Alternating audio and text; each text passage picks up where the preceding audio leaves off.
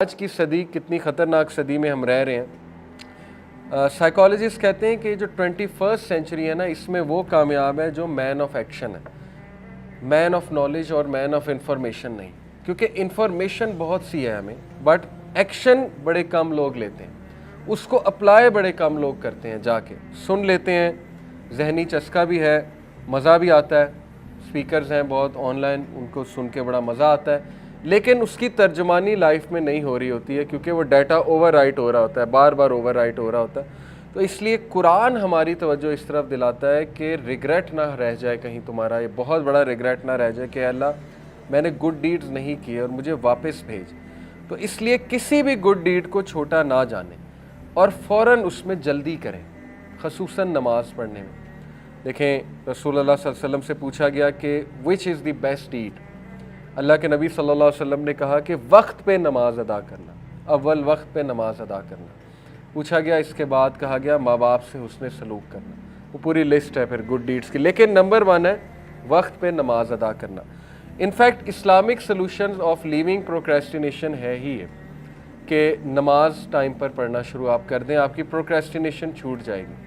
اب اس کے جواب میں اگر کوئی یہ کہتا ہے کہ میرا دعا کرنے کا بھی دل نہیں کرتا اور میرا یہ بھی دل نہیں کرتا، یعنی کئی لوگ کہتے ہیں کہ نہیں آپ نے جو سلوشن بتایا وہ تو ایکشن مانگ رہا ہے، میرا تو ایکشن کا بھی دل نہیں کرتا، تو پھر میں اس بندے کو ڈس فنکشنل کہوں گا اور باقاعدہ اس کو ایک مینٹل ڈس آرڈر کہوں گا، کیونکہ میں نہیں مانتا کہ انسان اتنا نالائق ہے کہ وہ پہلا سٹیپ نہیں لے سکتا۔ یہ بات بھی ایک ڈیفنس میکنزم اس نے بنا لیا، یا وہ اپنا رقیہ کرائے، شیطان نے اوور پاور کر لیا اسے، سیدھی سی بات ہے، یا یہ کہ وہ پھر کسی سائیکالوجسٹ کو دیکھے، کیونکہ میں اس بات کو نہیں مان سکتا کہ انسان جو ہے وہ کہے مجھ سے پہلا سٹیپ بھی نہیں لیا جاتا۔ دس از امپاسبل۔ آپ کے اندر اللہ نے یہ میکنزم رکھا ہے کہ انسان کسی بھی طرح اپنے آپ کو پل اپ کر لیتا ہے، اور اگر آپ نہیں کر پا رہے تو پھر ظاہر ہے ایب نارمیلٹی، سائیکالوجی میں ہم ایب نارمیلٹی کی ڈیفینیشن پڑھتے ہیں، اس میں 4 ڈیز اس کی ڈیفینیشن ہے کہ 4 ڈی جس میں وہ اب نارمل ہے، اس میں سے ایک ڈی کا مطلب ہے ڈس فنکشنل۔ ڈس فنکشنل کی تعریف ہی ہے کہ وہ بندہ جو ہے وہ بیسک فنکشنز ہی نہیں کر پا رہا۔ یہ تو بیسک فنکشن ہے نا، پہلا سٹیپ لینا ہے بیسک فنکشن ہوتا ہے۔ ایک بندہ اٹھ ہی نہیں رہا، کہتا ہے میں نے اٹھنا ہی نہیں، کہتا ہے میرے سے دعا کے لیے ہاتھ ہی نہیں اٹھائے جاتے، یا وہ کہتا ہے میں نہیں دل ہی نہیں کرتا، میرا نماز ہی نہیں پڑھنی میں نے۔ اس کا بھی حل بتائیں کہ میں اٹھوں کیسے؟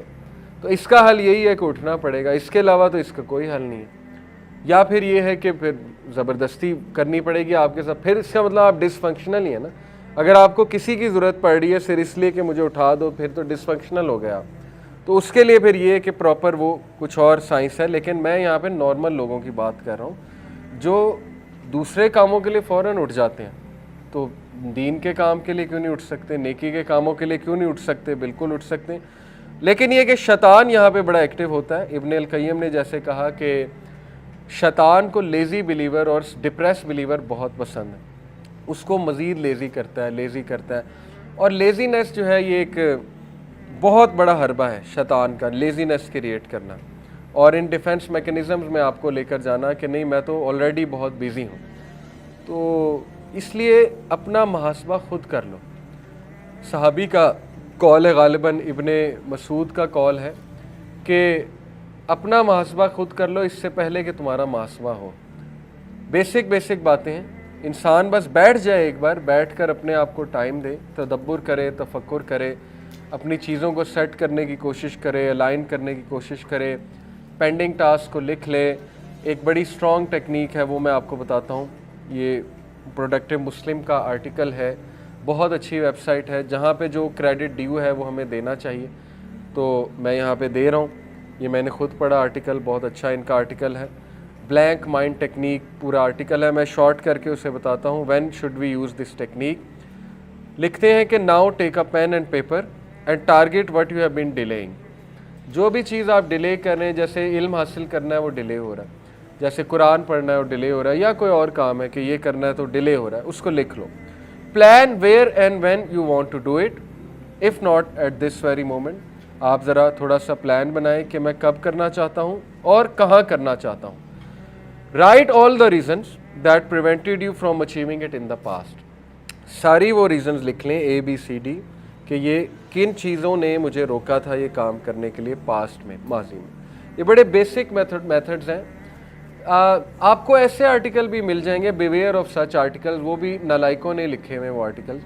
وہ ایسے آرٹیکلز ہیں کہ پروکریسٹینیٹر انٹیلیجنٹ ہوتے ہیں اور جو لیٹ کمرز ہیں وہ بہت ذہین ہوتے ہیں اور فلاں فلاں. وہ ظاہر ہے وہ لکھنے والے بھی کون ہیں وہ آپ کو پتہ ہے, انہوں نے پھر وہ پوری سائنس ہی بنا دی.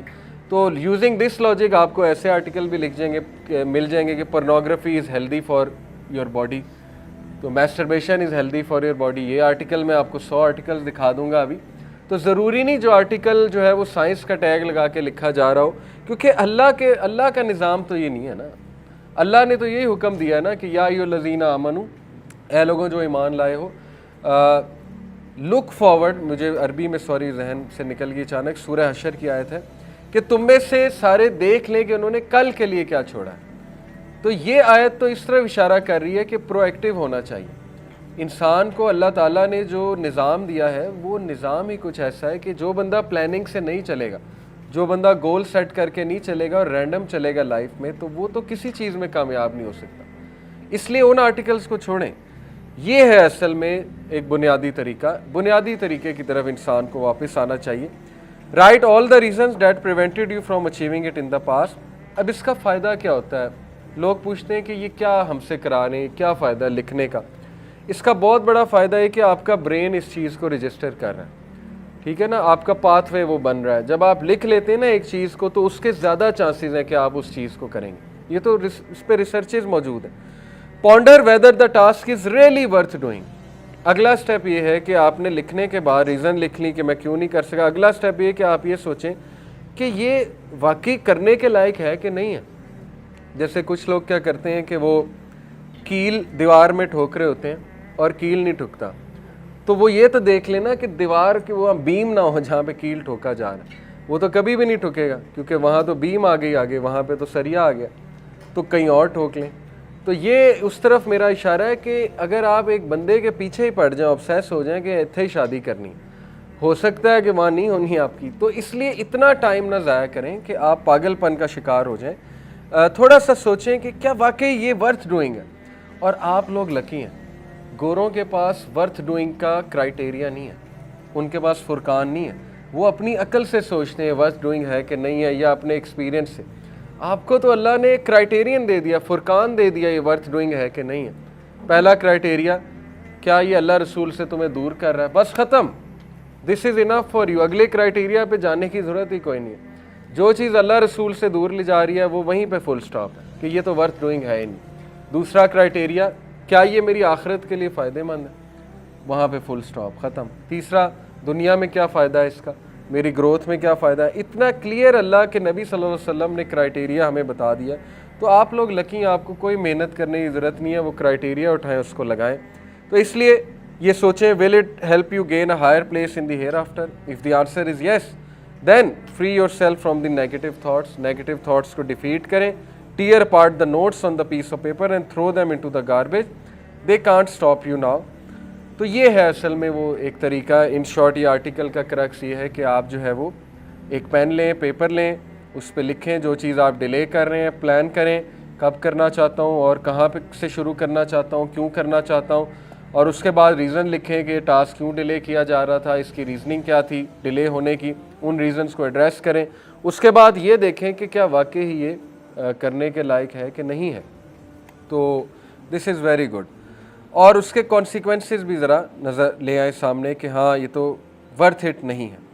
بہرحال اب ہم آتے ہیں Islamic solution of living procrastination. سب سے پہلے تو الحمدللہ دی اینٹی پروکریسٹینیشن دعا ہمارے سامنے ہے. اللہم انی اعوذ بکا من الہم والحزن والعجز والکسل والبخل والجبن وضلع الدین وغلبۃ الرجال. O Allah, I seek refuge in you from anxiety and sorrow, weakness and laziness, miserliness and cowardice, the burden of debts and from being overpowered by men. بہت پاورفل دعا ہے. لیزینس کی اس کو یاد کر لیں, یہ پڑھا کریں. اور دعا مومن کا ویپن ہے. گوروں کے پاس یہ چیز نہیں ہے, الحمدللہ ہمارے پاس ہے. تو یہ اللہ کے نبی صلی اللہ علیہ وسلم نے ہمیں ایک دعا سکھائی, اور اس کے ساتھ اس دعا کو بھی ایڈ کریں, اللہم انی اسألک علما نافعا ورزقا طیبا وعملا متقبلا, کہ اللہ مجھے اس چیز کے پیچھے نہ لگائیں جو علم نافع نہیں. تو مجھے دے ہی وہ جو علم نافع ہے.